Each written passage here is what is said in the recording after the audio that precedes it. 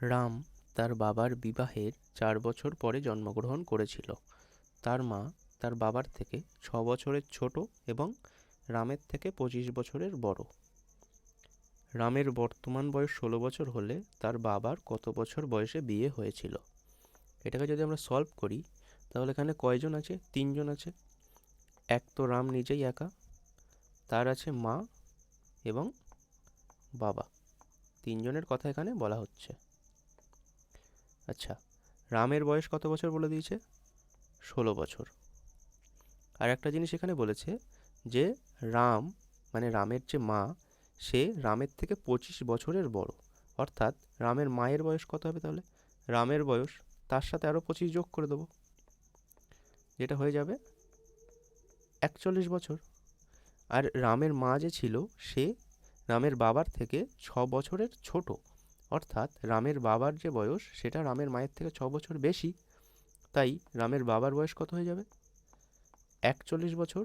তার সাথে আমরা 6 যোগ করে দেবো, যেটা হবে 47 বছর। এবার কি বলেছে যে রামের বর্তমান বয়স তো 16 বলে দিয়েছে, জিজ্ঞাসা করেছে যে রামের বাবার বয়স কত ছিল যখন তাদের আর কি বিয়ে হয়েছিল। এখন 4 বছর পরে রাম জন্মেছে বিয়ের।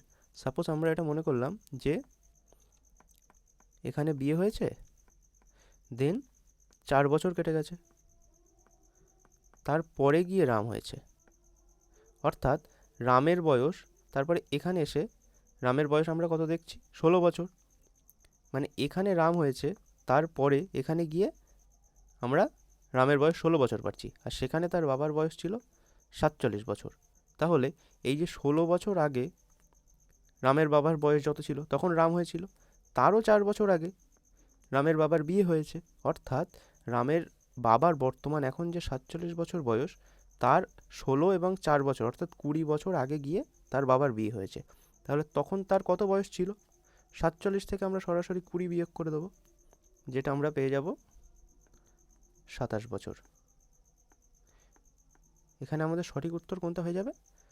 27 বছর হচ্ছে সঠিক অ্যান্সার হয়ে যাবে। এই জায়গাটায় আসলে এই 4 বছরটা দিয়েই মেনলি প্রবলেমটা করে দিয়েছে। কিন্তু 4 বছর না দিয়ে যদি সরাসরি বলতো যে 4 বছর পরে যদি জন্ম না হতো, এরকম কিছু বলতো যে 4 বছরের জায়গায় অন্য কিছু দিত, বা এই যে ট্রিকটা, এই 4 বছরের কেসটা, এইটাই খালি মাত্র আমাদেরকে একটু খেয়াল রাখতে হবে, তাহলেই উত্তরটা আমরা সঠিকভাবে বার করতে পারবো। অনেকে 4 বছরটা ভুলে যায় বা করে দেয়, স্কিপ করে দেয়, সেই জন্য অ্যান্সারটাও এখানে ভুল চলে আসবে, এবং 4 বছর বাদ দিয়ে যে অ্যান্সারটা হবে সেটাও আমাদের অপশানে দিয়ে রাখে অনেক সময়।